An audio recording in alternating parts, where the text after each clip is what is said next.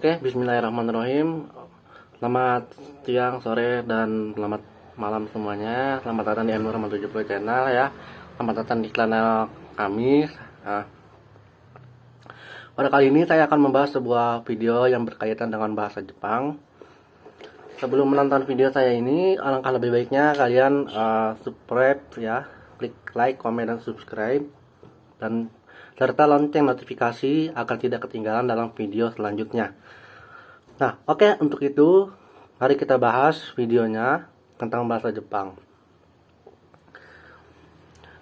Sebelum saya memulai topik ini gitu ya, alangkah lebih baiknya kita mengenal dulu bahasa Jepang, terutama apa sih yang kita perlukan dalam memahami pelajaran bahasa Jepang, dan apa saja macam-macam penggunaan bahasa-bahasanya ya, dan macam-macam kalimat-kalimatnya, dan serta contoh-contohnya. Dan serta juga kita akan mengetahui sejarah-sejarah bahasa Jepang atau negara yang ada di negara Jepang, serta lagu daerah apa yang ada di Jepang gitu. Oke, tada. Saya memegang sebuah buku ya, karangan dari Akang Ferdianto ya. Di sini buku ini menarik sekali gitu ya kawan-kawan. Di sini sudah saya baca gitu ya, saya tanda-tandakan macam-macam materi-materinya, dan serta saya juga catat catatan-catatan pentingnya mengenai dalam buku ini. Ya oke. Dalam buku ini dibahas tentang materi-materi bahasa Jepang serta pengenalan-pengenalan bahasa Jepang. Sebelum kita memulai bahasa Jepang itu, kita dianjurkan untuk mengenal bahasanya dulu, terutama bahasa, kultur ya kan, yang dimana kultur dalam Jepang di daerah Jepang itu ya sama dengan Indonesia, namun pada umumnya kita kan sama-sama manusia, jadi kita saling bersosialisasi satu sama lain. Nah itu juga, tapi ada membedakan dalam segi tradisinya. Di sana tradisi apa yang ada di Jepang, yaitu tradisi macam-macam tradisi, dan itu akan kita bahas nanti ya. Oke, di sini dalam pengenalan buku ini dibahas tuntas tentang bahasa Jepang. Apa itu bahasa Jepang? Mengapa kita harus mempelajari bahasa Jepang gitu ya. Oleh karena itu, di sini penulis ini mengupas beberapa referensi mengenai bahasa Jepang, dan kita juga akan mengetahui tata bahasanya, kosakatanya, dan kebudayaan-kebudayaan Jepang serta fenomena-fenomena yang terjadi di Jepang. Oke, dijamin buku ini juga memberikan pengetahuan bahasa Jepang yang mumpuni, serta bagi para pelajar, masyarakat umum bisa mempelajarinya. Nah, saya hanya ingin merekomendasikan saja gitu ya dalam video saya kali ini. Tapi untuk itu selebihnya kalian bisa beli sendiri bukunya, ada di Gramedia, dan serta juga ini dijual untuk umum. Nah, oke, di sini saya akan membahas sebuah materi-materi yang ada dalam buku ini, atau serta yang akan saya bahas gitu ya. Dalam video saya kali ini, saya akan membahas sebuah huruf-huruf bahasa Jepang gitu ya. Nah, dalam mempelajari bahasa Jepang itu pasti kan huruf-hurufnya itu berbeda dengan bahasa Indonesia, yang dimana bahasa Indonesia itu memiliki 28 abjad ya. Dari A sampai Z ya, A B C D E F G sampai terus sampai Z. Nah, sedangkan di Jepang itu ada tiga versi penulisan, yaitu adalah pertama adalah hiragana, kedua adalah katakana, yang ketiga adalah kanji. Adapun yang keempatnya ini adalah romaji atau penulisan Romawi, atau dalam istilahnya itu adalah terjemahan Latinnya gitulah. Yang dimana mungkin terjemahan Latinnya ini lebih memudahkan kita untuk membaca Jepang. Tapi jangan tidak lupa juga ada satu versi lagi, yaitu furigana, yang dimana furigana ini itu membentuk suatu, misalkan dalam penulisan kanji di situ ada penulisan hiragananya di atasnya. Nah, kanji itu dibaca seperti apa? Nah, itu disebutnya furigana, untuk memudahkan kita untuk membaca sebuah kanji ya, seperti itu. Oke, yang pertama adalah hiragana. Hiragana itu huruf-hurufnya yang sudah diketahui gitu ya. Huruf-hurufnya itu seperti ini kawan-kawan. Nah, bisa dilihat. Nah, ini disebut hiragana. Sedangkan katakana adalah huruf-hurufnya berbeda dengan huruf-huruf hiragana, namun metode-metode pembacaannya itu sama, kurang lebih seperti membaca hiragana. Bagaimana huruf-hurufnya? Seperti ini. Ini kawan-kawan. Oke. Selanjutnya adalah kanji gitu ya. Kanji itu adalah adaptasi dari huruf bahasa Jepang aslinya gitu ya. Gunakan ini adalah cara-cara bacanya gitu ya. Karena orang-orang Jepang tidak bisa membaca L dan lain-lain. Istilah-istilah tertentu ya. Seperti itu. Karena memang ya setiap daerah masing-masing memiliki kelemahan lah dalam segala intonasi, pengucapan, artikulasi gitu ya, dan lain-lain. Oke, dalam penulisan romaji biasanya di situ ada yang namanya seperti bochi ya kan. Bochi kan huruf Jepangnya, kanjinya seperti ini, namun ditulisnya hiragana. Nah, di sini hiragana itu ditulis menggunakan bahasa Latin. Bahasa Latin seperti huruf abjad pada awalnya gitu ya. Seperti itu romaji, penulisan romaji. Adapun penulisan katakana gitu ya. Biasanya katakana ini dikaitkan seperti mengadopsi kata-kata serapan gitu ya. Biasanya kan di Indonesia itu sendiri kan, bahasa Indonesia itu sendiri kan ada terdiri dari bahasa-bahasa serapan gitu ya. Seperti handuk ya kan. Handuk itu kan serapan dari bahasa Belanda ya. Artinya hand hook ya kan. Lalu apa lagi? Nah, masih banyak lah kawan-kawan ya. Oke. Nah, seperti itu juga katakana gitu ya. Katakana itu adalah serapan-serapan bahasa Inggris gitu ya. Bahasa Inggris lalu diadopsi menggunakan penulisan huruf Jepang, yaitu katakana. Sedangkan ice cream. Kalau dalam penulisan katakananya tidak bisa langsung dibaca ice cream, tapi ice kurimu. Ice kurimu. Lalu mecha gitu kan. Gemu. Game dibacanya gemu gitu. Agak sedikit panjang. Nah, itu ada di beberapa kamus. Kita lihat banyak contoh-contohnya mengenai katakana. Oke, selanjutnya itu adalah penulisan tentang kanji. Kanji itu penulisannya itu mungkin ada beberapa versi gitu ya. Mungkin agak sedikit sulit untuk menjelaskannya. Mungkin ada yang disebut dalam buku ini juga disebut gitu ya. Penulisannya itu hanya sebagai gambaran-gambaran contoh aja gitu ya. Seperti dalam anime Nanatsu no Taizai. Nanatsu no Taizai itu judul Jepangnya itu ya dalam tulisan kanji ya, seperti itu. Lalu di situ pembacaannya seperti ini. Lalu dijelaskan secara gamblang. Tapi dalam buku yang lain atau cara-cara metode-metode lain yang dijelaskan dalam buku-buku tentang bahasa Jepang gitu ya, kawan-kawan semua.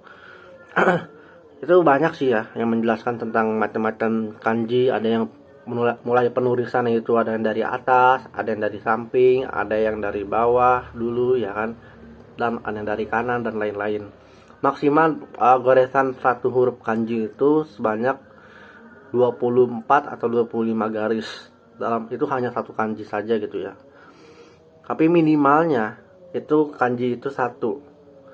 Seperti ichi. Ichi itu hurufnya hanya gores satu saja gitu. Seperti huruf dibaca vertikal gitu ya, atau horizontal gitu ya. Seperti itu, kurang lebih seperti itu. Adapun mengenai macam-macam pembentukannya, grammarnya gitu ya. Grammarnya seperti dalam bahasa Inggris juga kita bisa kenal gitu ya. Penjelasannya ada verb, ada komplement ya kan. Lalu di Jepang juga komplement itu seperti saya adalah murid gitu ya. Kalau dalam bahasa Inggris itu adalah I am student.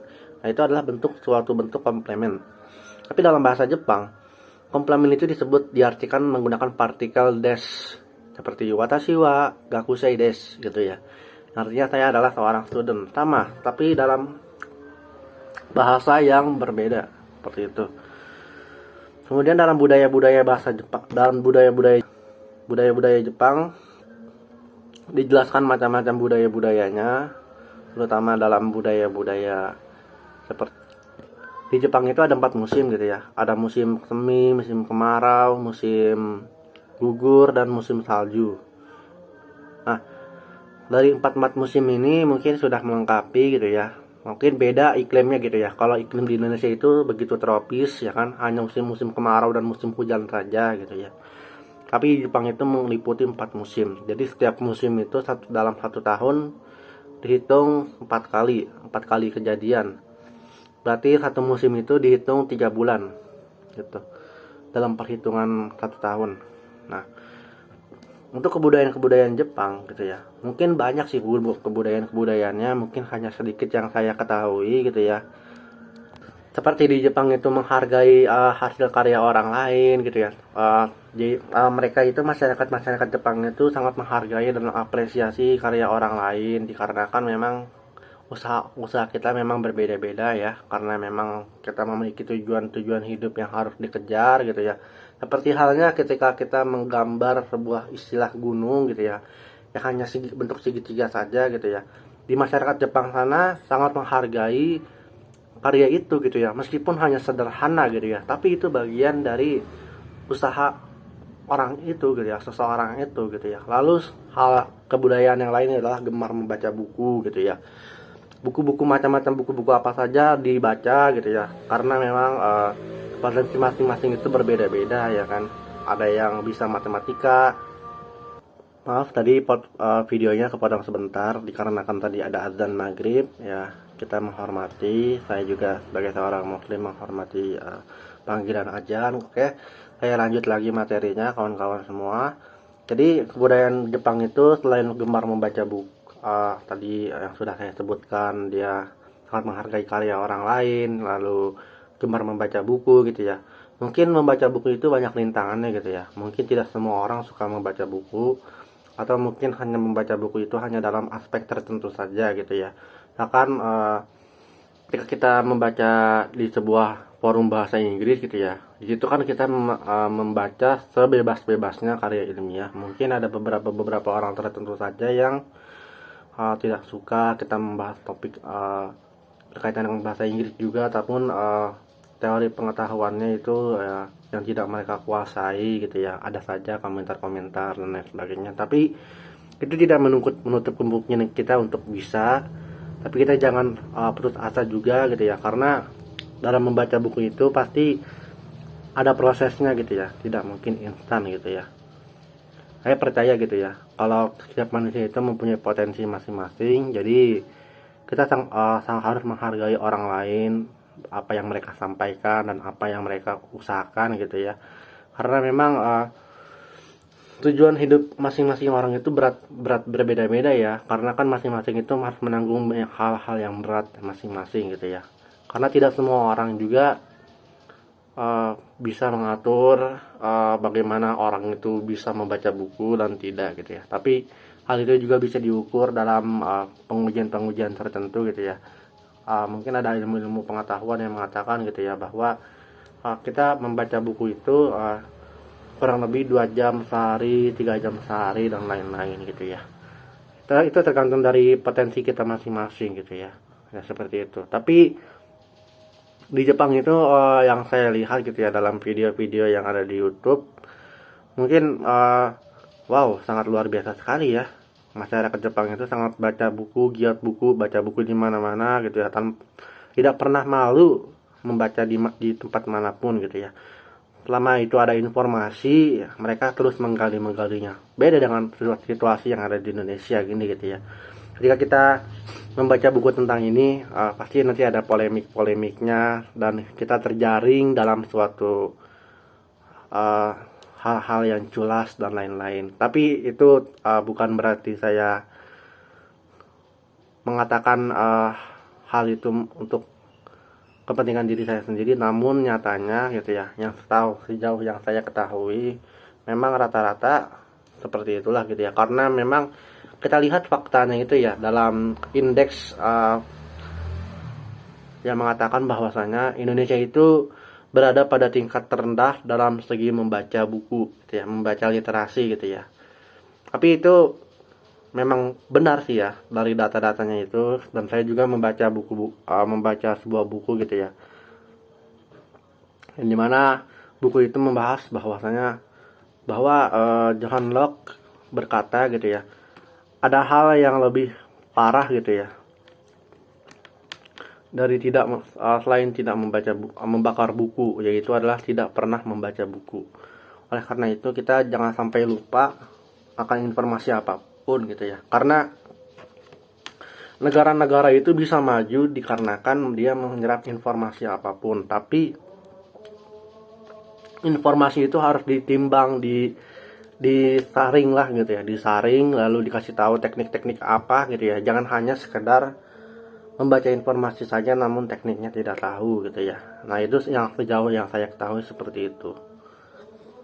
Lalu selain membaca buku, Jepang itu terkenal dengan budaya-budayanya gitu ya. Budaya-budaya yang dan keterikatannya akan tradisi yang disebut Shinto.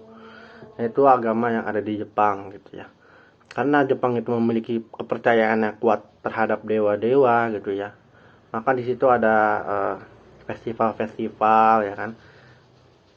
Bunga sakura ya kan. Lalu ada pemandangan-pemandangan lainnya yang bisa dinikmati dan lain-lain. Oke. Mungkin cukup sekian saya dari video saya kali ini. Kurang lebihnya mohon maaf apabila ada kata-kata yang kurang berkenan atau contoh-contoh yang dari sudah saya sebutkan tadi ada kesamaan tokoh dari nama-nama kalian gitu ya. Itu hanya fiktif belaka gitu ya, dan itu hanya bagian dari materi saya sendiri. Kurang lebihnya mohon maaf. Saya M Nur Rahman 70 channel. Saya ucapkan terima kasih yang sudah menonton. Mohon diapresiasi kawan-kawan semua, dan sampai jumpa kawan-kawan semua. Sukses selalu.